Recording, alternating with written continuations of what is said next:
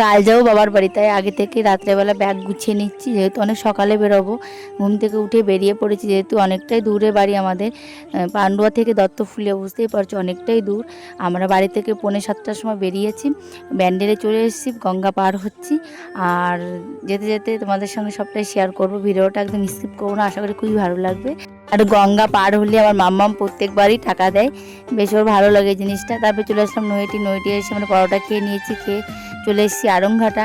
এখন টোটো ধরবো, অটো ধরবো। দেখো চলে এসেছি, আর এদিকে দেখো মা আর ভাই চলে এসেছে দৌড়ে, আর বাড়ি ঢুকে পড়েছি। এই যে আমাদের বাড়ি চলে এসেছি। আর এদিকে মা রান্না করছে হাঁসের মাংস। আর তোমরা লেগ পিসগুলো দেখে ভেবো না যে পোলট্রির মাংস, আসলে মামাম মানে লেগ পিসগুলো খেতে ভালোবাসে, তাই আলাদা করে কিনে নিয়ে এসছে। এখন খাওয়া দাওয়া করবো। আর এদিকে মা কষা মাংস দিয়ে দিয়েছে, এখন আমরা কষা মাংস খেয়ে নিচ্ছি। আর এদিকে সবার জন্য ভাত দিয়ে দিচ্ছি আমি। আর ভিডিওটা কেমন লাগলো জানো, টাটা।